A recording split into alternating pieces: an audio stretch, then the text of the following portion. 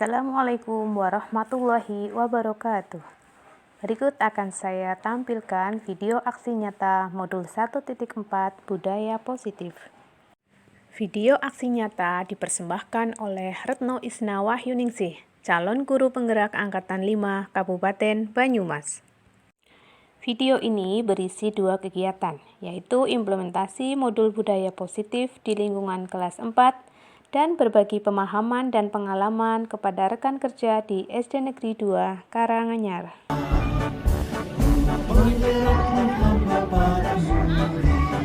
Kreatif rancang pembelajaran, hargai potensi, tingkatkan prestasi, lahirkan profil pelajar Pancasila.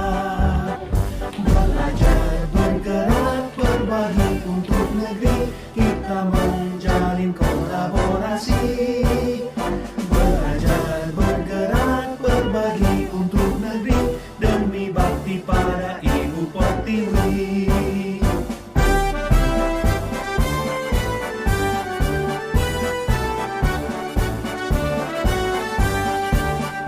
Bulatkan tekad, kuatkan hati, negeri ini memanggilmu kawan. Belajar, bergerak, berbagi untuk negeri, guru penggerak majukan pendidikan. Guru penggerak menghamba pada murid, kreatif rancang pembelajaran, hargai potensi, tingkatkan prestasi, lahirkan profil pelajar Pancasila. Belajar, bergerak, berbagi untuk negeri, kita menjalin kolaborasi. Belajar, bergerak, berbagi untuk negeri, demi bakti pada Ibu Pertiwi. Belajar, bergerak, berbagi untuk negeri, kita menjalin kolaborasi. Belajar, bergerak, berbagi untuk negeri, demi bakti pada Ibu Pertiwi. Demi bakti pada Ibu Pertiwi.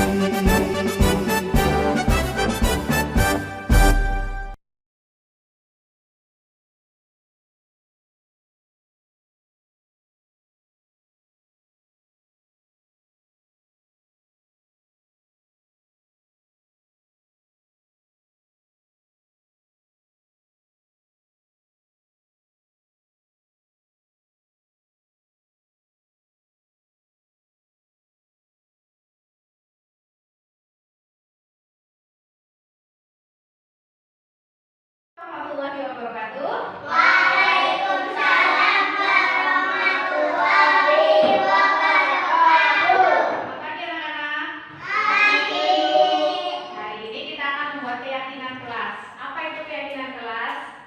Keyakinan kelas yaitu nilai-nilai yang baik yang akan kita terapkan di kelas, supaya kegiatan pembelajaran dapat berjalan dengan aman, lancar, menyenangkan, dan kamu bertanggung jawab. Nah, apa saja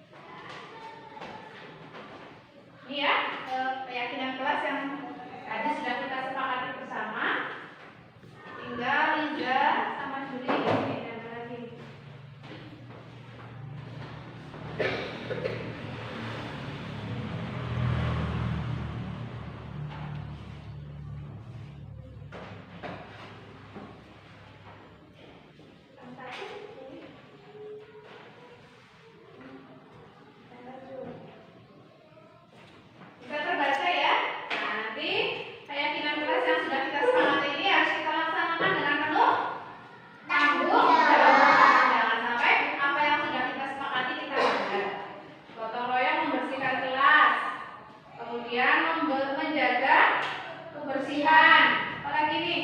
Baca. Belajar dengan giat. Berdoa sebelum dan sesudah belajar. Nih. Jujur. Menyayangi teman. Nah ya, ini kesepakatan yang sudah kita sepakati. Jangan lupa Bu Guru tempel di sini supaya kamu selalu ingat. Demikian acara pembuatan keyakinan kelas. Semoga bermanfaat dan kalian melaksanakan dengan tanggung jawab. Assalamualaikum warahmatullahi wabarakatuh. Waalaikumsalam warahmatullahi wabarakatuh.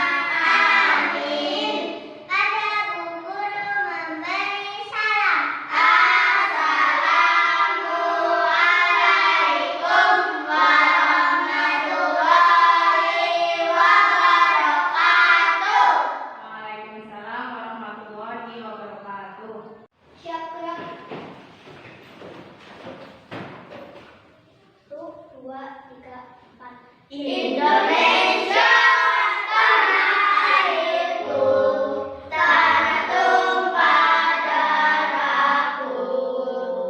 Di sanalah aku berdiri, jadi pandu ibuku. Indonesia kebangsaanku, bangsa dan tanah airku. Marilah kita bersatu, Indonesia bersatu. Hiduplah tanahku, hiduplah negeriku, bangsaku, rakyatku semuanya. Bangunlah jiwanya, bangunlah badannya untuk Indonesia Raya. Indonesia Raya, merdeka, merdeka, tanahku, negeriku yang ku cinta. Indonesia Raya, merdeka, merdeka, hiduplah Indonesia Raya. Indonesia Raya, merdeka, merdeka, tanahku, negeriku yang ku cinta. Indonesia Raya, merdeka, merdeka, hiduplah Indonesia Raya.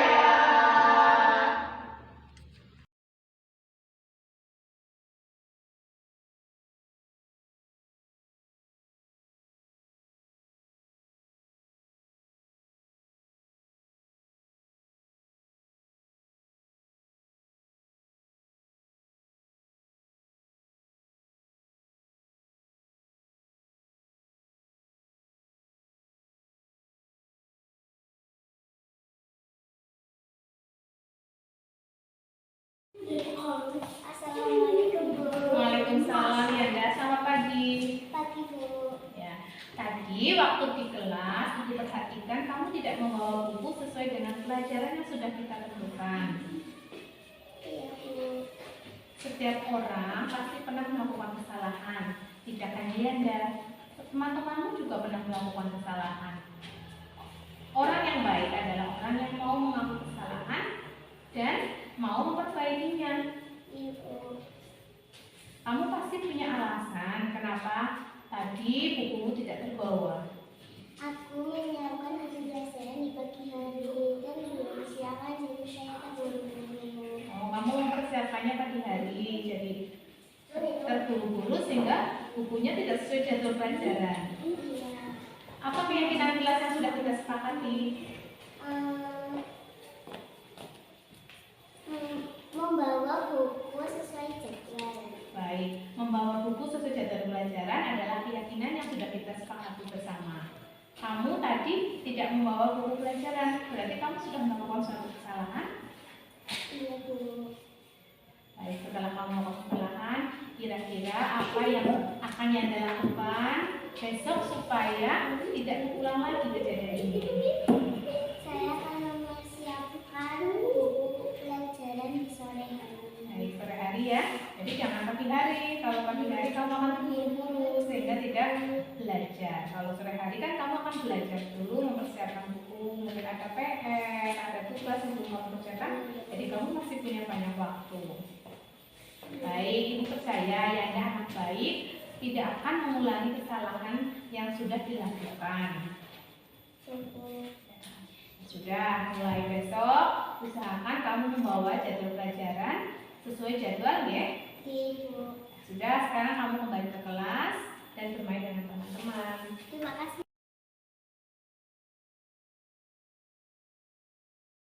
Perbuatan kamu membuang sampah sembarangan itu menurut kamu baik apa tidak? Tidak Bu. Baik, tidak baik ya. Apa akibatnya kalau kamu membuang sampah sembarangan? Lingkungan menjadi kotor, terus kalau di tempat itu tidak nyaman. Memang setiap manusia itu pasti pernah melakukan kesalahan. Tidak ada manusia yang yang sempurna di dunia ini seperti kamu tadi. Membuang sampah sembarangan adalah sebuah kesalahan. Menurut kamu tadi apa alasan yang membuat kamu membuang sampah sembarangan? Karena saya sudah terburu-buru karena dunia sudah bunyi. Karena berbunyi jadi kamu membuang sampah sembarangan. Apa akibatnya kalau kamu membuang sampah sembarangan? Itu lingkungannya menjadi kotor, kalau tempat tidaknya. Jadi kamu sudah melanggar keyakinan kelas yang sudah kita sepakati. Keyakinan kelas apa yang sudah kamu langgar? Membuang sampah tidak pada tempatnya. Membuang sampah itu harus di tempatnya seperti yang sudah kita sepakati bersama. Tidak boleh membuang sampah sembarangan karena akan menciptakan lingkungan yang kotor. Untuk kedepannya, apa yang akan kamu lakukan? Membuang sampah pada tempatnya. Kamu akan membuang sampah pada tempatnya. Apakah kamu berjanji? Berjanji. Karena kalau kita sudah membuang sampah tidak sembarangan, lingkungan akan jadi bersih dan kelas kita menjadi nyaman untuk ditempati. Baik, kita ulangi lagi ya pembuatan buang sampah di tempatnya. Dan sekarang kamu kembali ke tempat duduk.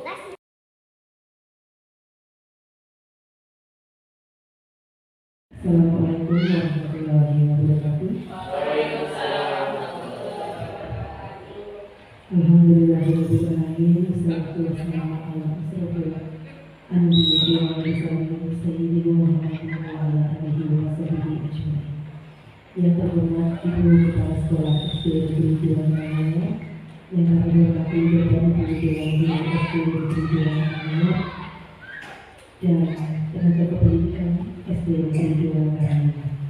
Pertama-tama marilah kita panjatkan puji syukur atas kehadiran Allah Subhanahu wa Ta'ala yang telah memberikan rahmat serta hidayahnya sehingga pada hari ini kita dapat berkumpul dalam acara sosialisasi budaya positif oleh CGP Retno Isma Wahyu Ningsih STB.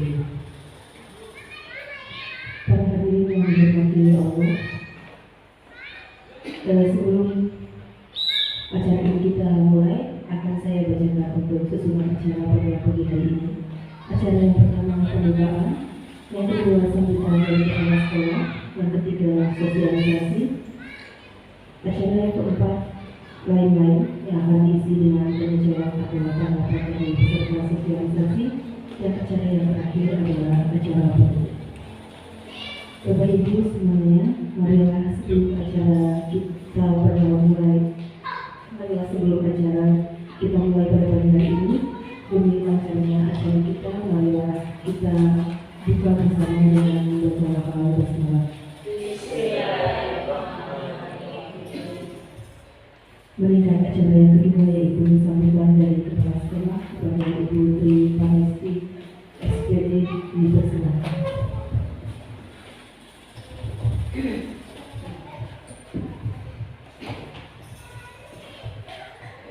Assalamualaikum warahmatullahi wabarakatuh.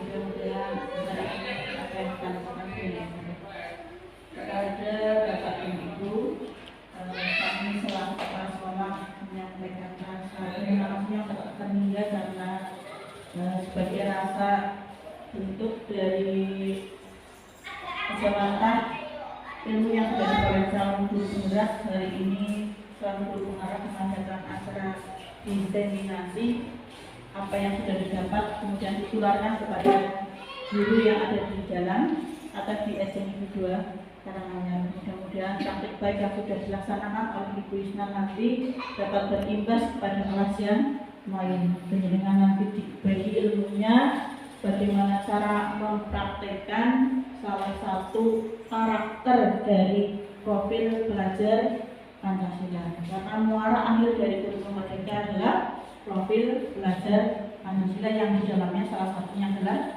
disiplin. Kita hari ini menyampaikan diseminasi berupa sosialisasi budaya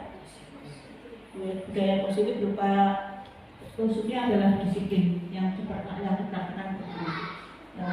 Itu yang satu lagi kami mengucapkan terima kasih kepada panitia sudah memberikan bekerja sama dalam membaur demi terlaksananya program hari ini. Bila ada tutur kata yang kurang berkenan, mohon maaf yang sebesar-besarnya. Assalamualaikum warahmatullahi wabarakatuh.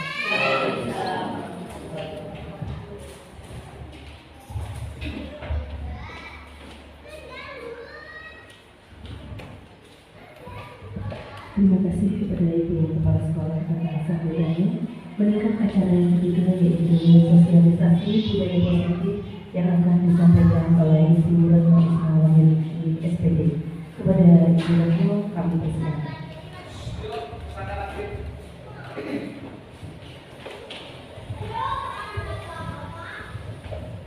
Assalamualaikum warahmatullahi wabarakatuh. Terima kasih atas waktu yang diberikan. Yang kami hormati Ibu Kepala Sekolah beserta Dewan Guru dan tenaga pendidikan SDN Negeri Karanganyar.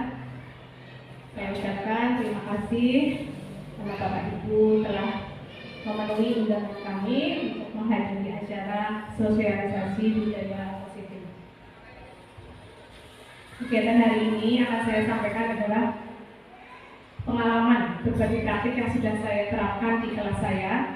Semoga nanti bisa diterapkan di kelas yang lain dan bisa mewujudkan budaya positif di sekolah kita lebih baik lagi.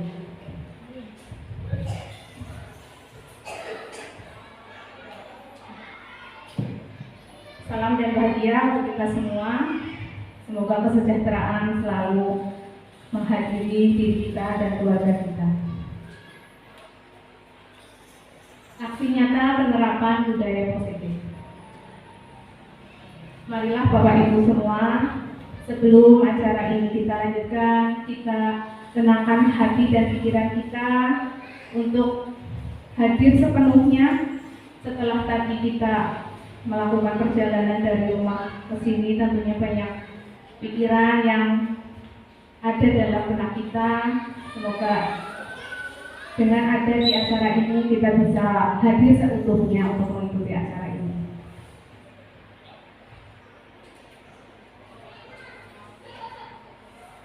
Capaian kegiatan, guru mampu memahami konsep pendidikan menurut Ki Hajar Dewantoro dihubungkan dengan konsep budaya dan lingkungan sekolah yang berpihak pada murid. Yang kedua, melakukan evaluasi dan refleksi tentang praktik disiplin dalam pendidikan Indonesia secara umum untuk mendapatkan pemahaman baru mengenai konsep disiplin positif untuk menciptakan murid dengan profil pelajar Pancasila. Memahami peran sebagai guru untuk membangun budaya positif dengan menerapkan konsep disiplin positif dalam berinteraksi dengan murid. Seperti kita ketahui bahwa tokoh Ki Hajar Dewantoro adalah tokoh pendidikan yang sudah sangat berjasa menyumbangkan pikirannya untuk kemajuan dunia pendidikan kita. Pendidikan adalah upaya menuntun segala kekuatan kodrat yang ada pada anak, agar mereka dapat mencapai keselamatan dan kebahagiaan yang setinggi-tingginya sebagai manusia dan anggota masyarakat. Jadi kewajiban kita sebagai pendidik hanyalah menuntun, mengarahkan anak didik kita supaya bisa selamat. Apabila ada anak kita yang keliru, kita ingatkan. Kita tidak bisa menjadikan murid kita apa yang kita mau. Tapi anak itu sudah punya kodratnya masing-masing, anak sudah punya keunikan masing-masing. Tugas kita adalah mengembangkan dan mengarahkan supaya tidak terjadi kesalahan dalam proses pembelajaran. Yang kedua, selanjutnya adalah dasar pendidikan adalah menuntun atau sistem AMON. Ini sudah sering juga kita dengarkan ya, apa sudah kita terapkan, yaitu trilogi pendidikan. Yang pertama adalah Ingarso Sungkulodo, di mana guru itu atau pendidik sebagai teladan atau contoh bagi murid-muridnya. Yang kedua adalah Ingmadyo Mangunkarso, dan yang ketiga adalah Tuturi Handayani, yaitu guru selalu memberikan dorongan, motivasi kepada anak didik kita agar mau melaksanakan pembelajaran supaya selamat dan bahagia. Intinya adalah anak itu diberi apa yang mereka miliki kita dukung, agar mereka nyaman. Jangan kita paksakan anak untuk melakukan perbuatan yang tidak mereka sukai. Tentunya mereka akan melaksanakan dengan ketidaknyamanan dan akhirnya hasilnya tentunya tidak akan maksimal.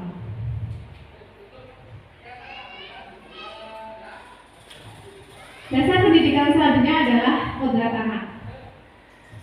Manusia, mereka adalah manusia yang hidupnya lahir dan batin tidak bergantung kepada orang lain, akan tetapi bersandar pada kekuatan diri sendiri. Ini adalah maksud dari pendidikan yang merdeka. Jadi mereka biarkan berkembang sesuai dengan kekuatan yang ada pada diri mereka masing-masing. Jangan kita samakan setiap anak sesuai dengan kemauan kita. Selanjutnya adalah bermain. Kodrat anak itu senang bermain. Sering kita lihat di kelas bocah dolanan baik bermain saja. Memang itu adalah dunianya anak-anak. Bermain adalah salah satu kodrat anak. Pikiran, perasaan, kemauan, dan tenaga sudah ada pada diri anak. Melalui permainan ini kita bisa memasukkan pembelajaran. Jadi tidak hanya di kelas menyampaikan materi, tapi kita bisa melalui permainan untuk menerapkan nilai-nilai yang ada. Kemudian kita bisa melakukan pembelajaran matematika juga bisa, atau bahasa Indonesia bisa lewat permainan. Jadi anak tidak akan bosan. Nah, ini contohnya permainan congklak nih. Kita kembali ke permainan masa lalu, masa kecil kita. Congklak, dakon. Nah, dari permainan ini ada pelajaran matematika juga, yaitu pembagian ya. Pembagian. Bagaimana sih bisa membagi dakon ini biar penuh. Kemudian ada juga strategi. Anak-anak jadi berpikir. Mereka mengembangkan berpikir bagaimana supaya dakon ini bisa tidak berhenti di tempat yang kosong. Harus punya strategi berpikir. Kemudian ini permainan gobak sodor. Permainan ini juga ada terkandung nilai dan strategi. Nilainya yaitu nilai kerjasama. Kemudian dipikirkan juga ada strateginya. Bagaimana supaya bisa menang, lolos, jangan sampai kena oleh pasangan yang lain. Kemudian juga ada perjuangan. Maksud pendidikan yang berpihak pada anak adalah bebas dari segala ikatan dengan suci hati mendekati sang anak, bukan untuk meminta sesuatu hak, melainkan untuk berhamba pada anak. Jadi kita sebagai pendidik itu menghamba kepada anak. Apa sih yang anak butuhkan? Itulah yang kita berikan.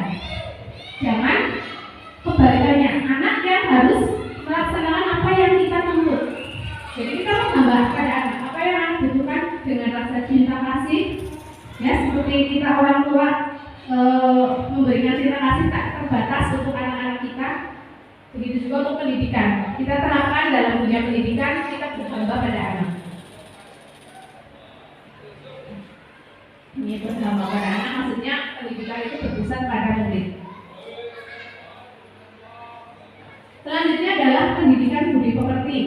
Budi pekerti merupakan perpaduan antara cita, rasa, dan karsa atau psikomotorik. Jadi dalam pembelajaran itu kita mengaitkan 3 aspek ini. Aspek mencita atau kognitif, afektif, kasih sayang, dan juga psikomotorik atau gerak. Keluarga merupakan tempat terbaik untuk pembentukan budi pekerti ataupun watak ataupun karakter. Kemudian budaya positif. Apa sih yang dimaksud dengan budaya positif? Budaya positif merupakan perwujudan dari nilai-nilai keyakinan universal yang diterapkan di sekolah. Ini sudah kita laksanakan sejak dulu. Nilai-nilai keyakinan yaitu nilai-nilai yang baik. Misalnya kerajinan, disiplin, tanggung jawab, kemudian kerjasama, gotong royong, jujur. Itu adalah salah satu contoh dari nilai-nilai keyakinan. Kemudian apa sih makna dari disiplin itu sendiri? Apakah strateginya sudah tepat? Apakah penerapan disiplin di sekolah kita sudah betul? Atau perlu ditinjau ulang? Nah, ini nanti kita diskusikan bersama. Disiplin itu berasal dari bahasa Latin, yaitu disiplina, yang artinya belajar. Jadi seorang murid atau pengikut harus tahu betul alasan mengapa mereka mengikuti ajaran tertentu, sehingga motivasi untuk melakukan kegiatan disiplin itu ada dalam diri mereka. Motivasi untuk melaksanakan kegiatan ada dua, yaitu motivasi intrinsik yang berasal dari dalam atau motivasi ekstrinsik, eksternal. Nah, ini nilai-nilai kebajikan yang akan kita kembangkan dalam dunia pendidikan adalah nilai yang terkandung dalam profil pelajar Pancasila yang sudah didengungkan oleh Mas Menteri. Di situ ada sifat-sifat positif yang merupakan tujuan mulia, di mana nanti hasil akhirnya setelah penerapan budaya positif ini melahirkan murid-murid yang mempunyai karakter yang baik, yang akan selalu mereka terapkan dalam kehidupan nyata, dalam kehidupan sekolah, juga dalam kehidupan di rumah. Nilai-nilai kebajikan yang ada dalam profil pelajar Pancasila diantaranya beriman dan bertakwa kepada Tuhan Yang Maha Esa dan berakhlak mulia, mandiri, bernalar kritis, kebinekaan global, bergotong royong, dan kreatif. Untuk mewujudkan lingkungan yang positif, tentunya dibutuhkan kerjasama dari seluruh warga sekolah ya, tidak hanya gurunya saja, tidak hanya muridnya saja, tidak hanya kepala sekolahnya saja, tapi kita harus bekerja sama. Namanya komunitas, kita adalah satu tim. Jadi untuk mewujudkan suatu tujuan diperlukan kerjasama dari semua warga sekolah untuk menerapkan disiplin positif ini. Menurut Diane Kosen, seseorang melakukan perbuatan itu ada 3 motivasi. Apa sih motivasinya? Itu ada 3. Yang pertama yaitu untuk menghindari ketidaknyamanan atau hukuman. Yang kedua untuk mendapatkan imbalan atau penghargaan dari orang lain. Misalnya murid kita melakukan sesuatu biar dipuji, itu pintar teman ya, disiplin teman. Nah, itu berarti dia melaksanakan tindakan itu berdasarkan motivasi untuk mendapatkan imbalan, penghargaan. Terus yang pertama tadi untuk menghindari ketidaknyamanan. Lah, saya sih melakukan ini untuk apa? Apa sih manfaatnya saya mengikuti ini? Nah, ini adalah motivasi yang paling rendah, yang nomor 1. Yang ketiga adalah motivasi yang paling bagus. Ini adalah motivasi internal yang berasal dari intrinsik ya, motivasi dari dalam diri anak itu sendiri, yaitu untuk menjadi orang yang mereka inginkan dan menghargai diri sendiri dengan nilai-nilai yang mereka percayai. Jadi mereka percaya nilai ini, yakin dan mau melaksanakannya. Tidak perlu disuruh atau tidak takut hukuman ataupun mendapat pujian. Jadi benar-benar dari dalam hati anak itu.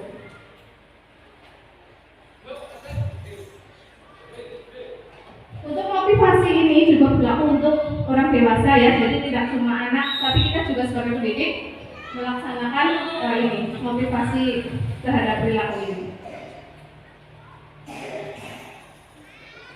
Selanjutnya adalah keyakinan kelas. Apa itu keyakinan kelas?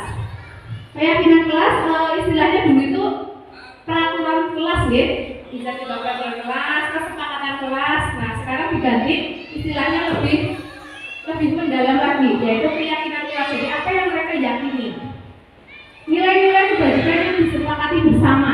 Jadi harus disepakati bersama, tidak boleh ditentukan dulu oleh gurunya, kamu harus ini, tapi disepakati, dimusyawarahkan bersama dengan anak, kemudian diambil musyawarah dan mufakat apa saja nilai-nilai yang akan dilaksanakan dalam kelas itu. Pembentukan keyakinan kelas ini ditentukan nilai-nilai yang dilaksanakan. Yang pertama adalah tentukan dulu nilainya apa, misalnya kejujuran, perbuatannya apa, atau kebersihan, kedisiplinan. Dilaksanakan di awal semester. Nah ini pada waktu pertama mulai pembelajaran, kita buat dulu keyakinan kelas yang akan kita sepakati. Ini juga sudah kita laksanakan. Kemudian hasilnya apa? Keyakinan kelas itu kita pajang di kelas. biar anak-anak selalu lihat, oh ya aku kemarin berjanji ini, untuk selalu ingat dan untuk memotivasi melaksanakan. Kemudian upaya pendisiplinan anak ada 3 upaya, yaitu dengan hukuman, konsekuensi, dan restitusi. Menurut Bapak Ibu, dari ketiga langkah ini, mana yang sudah Bapak Ibu laksanakan? Apakah dengan hukuman?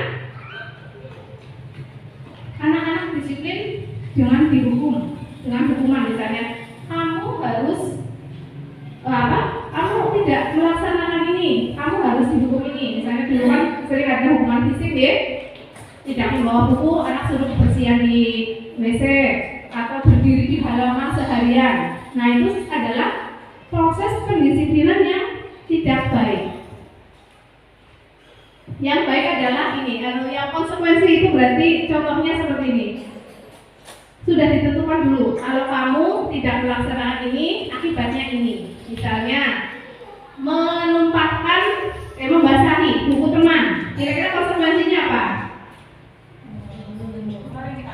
Mengeringkan atau menjemurnya, kemudian lantainya dipel, itu adalah konsekuensi. Atau tidak mengerjakan tugas, konsekuensinya nilainya tidak dapat nilai, itu adalah konsekuensi. Jadi sudah disepakati bersama, tidak semena-mena. Kalau yang hukuman itu bersifat hari itu, saat itu, kamu tidak ini tidak salah, nggak usah ikut pelajaran guru, keluar saja, itu adalah hukuman. Yang ketiga adalah restitusi atau disiplin positif. Nah ini yang istilah baru mungkin ya, restitusi. Restitusi itu saya juga baru tahu dari pendidikan ini. Restitusi adalah proses menciptakan kondisi bagi murid untuk memperbaiki kesalahan sehingga mereka memiliki karakter yang lebih kuat. Jadi mereka memperbaiki dari dirinya sendiri untuk menemukan solusinya apa, kemudian diambil langkah lain. Ini tabel hukuman, konsekuensi, dan restitusi. Jadi tampak di sini pemberian hukuman itu adalah identitas gagal. Jadi pendisiplinan yang gagal hanya mengakibatkan anak tersakiti. Aku ramen pelajaran yang dulu kayak aku sebel buku kayak karena pernah dihukum, itu akan termemori dalam benak anak. Kemudian tidak nyaman untuk murid, sesuatu yang menyakitkan. Nah ini, murid menjadi benci peraturan. Yang kedua adalah sanksi atau konsekuensi. Di sini pendisiplinan dengan sanksi atau restitusi itu dianggap sebagai identitas berhasil. Sesuatu harus terjadi, korban bisa diabaikan, murid dibuat tidak nyaman, memerlukan monitoring dan supervisi terus-menerus, murid atau anak menghormati peraturan. Nah yang paling baik ini adalah restitusi. Korban mendapatkan ganti, murid mendapatkan penguatan, masalah terpecahkan, murid belajar tanggung jawab untuk perilakunya, fokus pada pemecahan masalah jangka panjang. Murid menghormati dirinya dan orang lain. Ini akibat dari restitusi. Jadi pendisiplinan tidak akan berhasil dengan restitusi. 5 kebutuhan dasar manusia. Ada 5 kebutuhan dasar manusia. Yang pertama adalah bertahan hidup. Yang kedua kebebasan. Yang ketiga kekuasaan. Yang keempat kasih sayang dan rasa diterima. Yang kelima adalah kesenangan. Bertahan hidup adalah kebutuhan pokok seperti makan, itu hubungannya dengan tubuh, fisiologi, makan, rumah, kemudian kesehatan, itu adalah kebutuhan dasar fisiologis. Yang kedua adalah kasih sayang. Kebutuhan ini meliputi hubungan dengan orang lain, ingin disayang, ingin diperhatikan, ini adalah kebutuhan kasih sayang. Yang ketiga adalah penguasaan. Kebutuhan penguasaan adalah pengakuan kemampuan. Anak dianggap berprestasi, terus bisa mencapai sesuatu. Yang keempat adalah kebebasan berupa kemandirian, otonomi dan melakukan pilihan dan mampu mengendalikan arah hidup. Yang keempat adalah kesenangan. Mereka akan berkonsentrasi tinggi saat mengerjakan hal yang disenangi. Jadi apabila ini semua anak memiliki kebutuhan dasar ini, karena ini adalah kebutuhan dasar manusia, tidak cuma anak, tapi juga orang dewasa. Kebutuhan ini selalu ada. Nah, mengapa anak-anak kita punya masalah? Itu adalah salah satu dari tidak terpenuhinya kebutuhan ini. Misalnya, anak itu di dalam pembelajaran kok senangnya jalan-jalan. Berarti dia ingin ini ada kebutuhan kebebasan yang belum dia penuhi. Dia ingin menunjukkannya di sekolah dengan jalan-jalan. Atau kesenangan. Anak akan melakukan misalnya usil jahit dengan teman. Berarti dia kebutuhannya memenuhi kesenangan belum terpenuhi. Jadi dia beraksi dengan melakukan tindakan itu, jahit dengan teman atau suka iseng ya. Makanya yang hubungannya dengan dia berkonsentrasi saat menjalankan hal yang disenangi. Jadi dia senang kalau membuat temannya musik itu bagi dia sebuah hiburan. Nah, kita harus tahu murid kita pada waktu murid kita melaksanakan sesuatu, mengalami masalah, kita harus selidiki kenapa sih dia seperti itu. Apakah kebutuhan bertahan hidup yang belum dia penuhi, dari rumah nggak sarapan, selalu melihat dia kok jadi sampai macamnya ya dengan baik. Nah, ternyata dia kepengen dia nggak terpenuhi kebutuhan itu. Kemudian kasih sayang ini, mungkin di rumah dia tidak terpenuhi kasih sayang dan orang tua. Di sekolah juga dengan lendor gurunya atau cari perhatian. Ini adalah salah satu upaya pemulihan itu. Kemudian yang selanjutnya adalah 5 posisi kontrol. Untuk melaksanakan kedisiplinan, kita harus menerapkan posisi kontrol. Posisi apa yang kita gunakan? Ada posisi penghukum, pembuat merasa bersalah, sebagai teman, pemantau, dan manajer.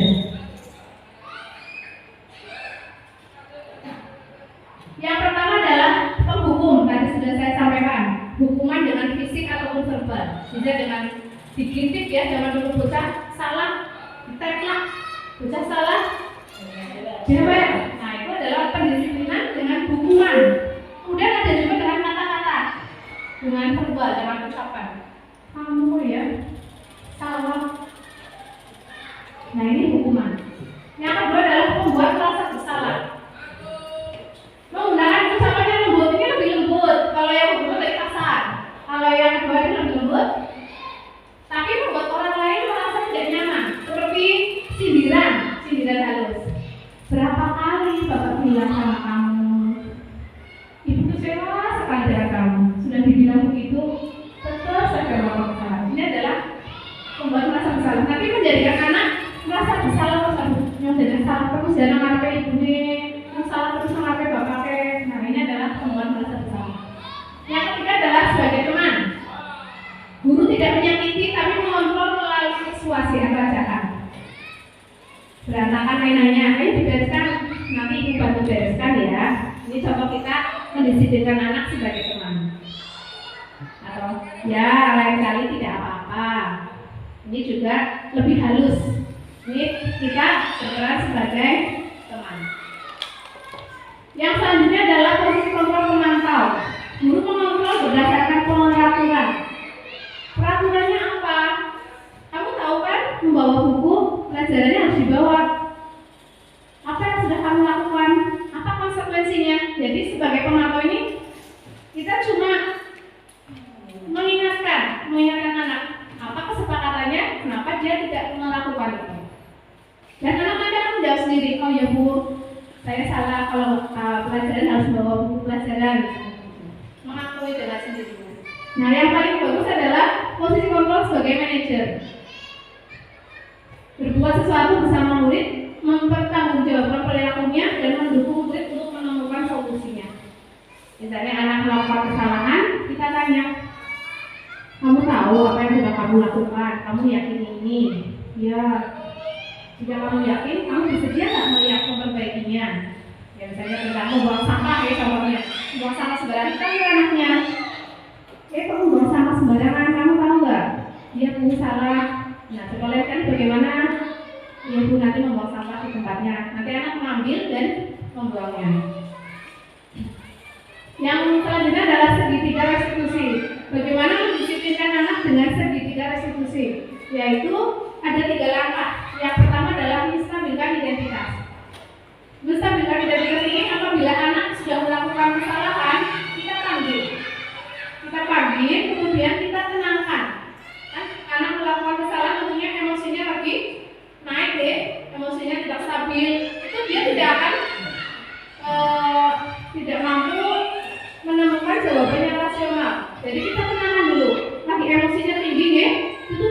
ditanya, jangan dimarahin, kamu ya. Nah, tapi dipanggil aja dulu. Nah, kemudian setelah ini menstabilkan identitas dengan cara ini diredam, istilahnya diredam. Nah, setiap orang pasti punya pernah melakukan kesalahan. Guru juga pernah melakukan kesalahan. Nah, tentunya dia akan orang yang pasti salah ya. Kamu bukan satu-satunya yang melakukan kesalahan ini. Nah, setelah menstabilkan emosi, menstabilkan identitas, kita lanjutkan langkah yang kedua, yaitu validasi tindakan yang salah. Kita tanya, apa sih alasan kamu melakukan itu? Nah, kita tanya alasannya. Kemudian kira-kira kamu nggak punya cara yang lain supaya tidak melakukan kesalahan ini lagi? Nah, kita tanya ke anak, biar anak menjawab sendiri. Selanjutnya adalah menanyakan keyakinan. Setelah kita tanya alasannya, kita tanya keyakinan pas apa yang telah kita sepakati. Kamu ini jadi apa sih kalau besok setelah kegiatan ini? Ini adalah tujuan restitusi, memperbaiki hubungan, tawaran bukan paksaan, menuntun anak melihat ke dalam diri, fokus pada solusi. Ini adalah contoh-contoh kegiatan yang sudah saya lakukan di kelas. Di antaranya literasi, membaca 15 menit sebelum pembelajaran. Ini untuk melatih kreativitas dan bernalar kritis. Kemudian berbaris sebelum masuk kelas, ini melatih kepemimpinan. Saya gilir anak setiap hari untuk menyiapkan, kemudian memeriksa kebersihan diri, kuku, kemudian menghafal perkalian. Setelah itu anak-anak masuk ke kelas. Nah, ini anak kreatif dalam pembelajaran. Kita bisa memperlihatkan model-model pembelajaran ini melalui YouTube atau buku. Kemudian anak diberi kebebasan untuk berkreasi, menciptakan sesuai dengan apa yang mereka inginkan. Kegiatan selanjutnya adalah berdoa sebelum dan sesudah belajar. Ini untuk meningkatkan karakter, meningkatkan keimanan dan ketakwaan. Ini juga saya gilir untuk menyiapkan berdoa. Nah, ini juga hubungannya dengan peningkatan keimanan dan ketakwaan. Sholat juga berjamaah. Penanaman nilai dimengerti melalui kegiatan permainan. Ini main cudok-cudok senang waktu. Anak senang sekali. Bulan ibu, nggak mikir ya. Nah, ini pembuatan keyakinan kelas tadi yang saya sampaikan. Jadi anak membuat sendiri dan menulis, kemudian ditempel, dipajang di kelas. Ini kegiatan kebersihan untuk meningkatkan gotong royong. Nah, ini adalah penerapan seperti restitusi tadi yang sudah saya sampaikan. Jadi setelah anak melakukan kesalahan, dipanggil, kemudian kita cari solusinya.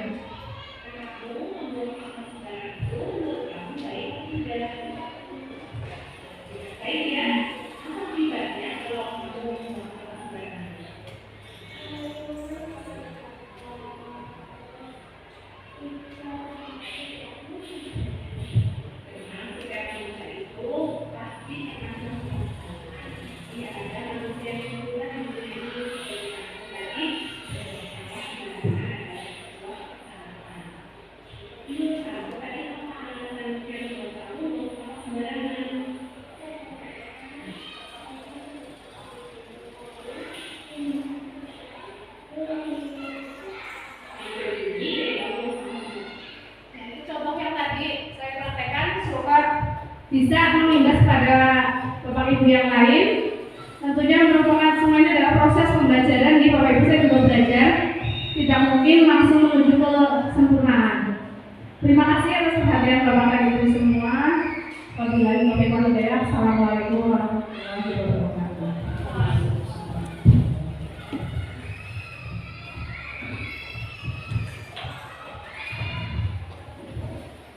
Terima kasih kepada guru dan semua yang meningkat acara yang keempat di bulan ini yang akan diisi dengan kurikulum atau tanggapan dari peserta sosialisasi.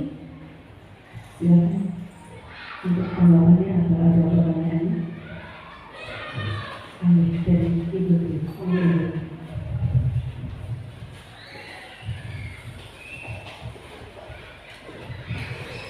Terima kasih atas waktunya kepada sudah begitu sempurna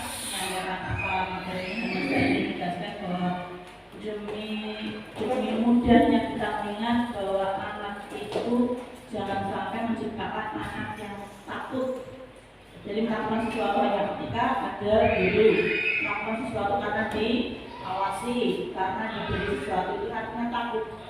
Jadi karena anak itu menjadi anak yang taat, artinya tidak ada siapapun yang mengawasi, dia tetap melakukan hal yang baik. Itu namanya anak yang taat, bukan anak yang takut, tapi anak yang.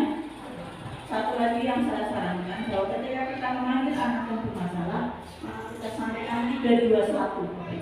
321 itu apa? 3 ujian, 2 dia menemukan kesalahannya, dan 1 solusi yang kita berikan. Kita bilang itu. Contohnya mungkin ada anaknya pandai, rajin, membantu teman, itu sudah 3 kebaikan kan? Bukan 3 kebaikan itu, kemudian 2 yang kira-kira tadi melakukan yang tidak baiknya apa? Itu dia anak sendiri yang memang terus, yang kesatunya itu solusinya. Terus kalau kamu melakukan itu, boleh tidak diulangi, hanya diulangi apa? Akibatnya itu artinya kita memberikan sesuatu, jangan kemudian kita menunjukkan kesalahannya. Contoh bapak ibu punya, yang main itu ambil lihat. Kita tahu kebaikannya kita sampaikan, 2 temukan kesalahannya, anak sendiri yang menemukan, dan yang ada 1 solusinya. Solusi yang diberikan oleh siapa? Oleh anak sendiri, jangan kita yang menunjukkan.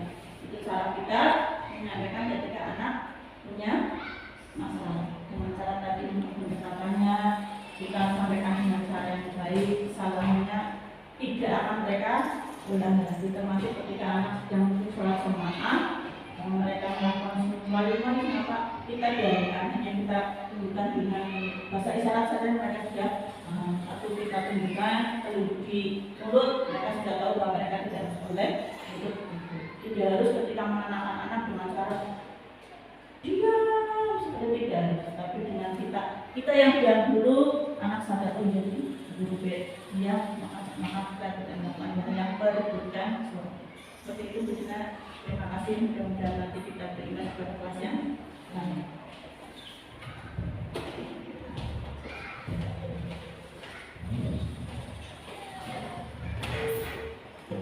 Terima kasih kepada guru instansi atas tanggapannya. Dari mulai lain masih ada? Masih ada juga ini. Bapak Ibu semuanya, semua rangkaian acara pada pagi hari ini telah kita laksanakan. Tiba kita pada acara yang terakhir, yaitu acara penutup. Marilah acara sosialisasi budaya positif kita tutup bersama dengan mengucapkan lafal pembelaan. Demikian dari saya. Apabila ada titik atau kurang berkenan, kami mohon maaf yang sebetulnya. Assalamualaikum warahmatullahi wabarakatuh.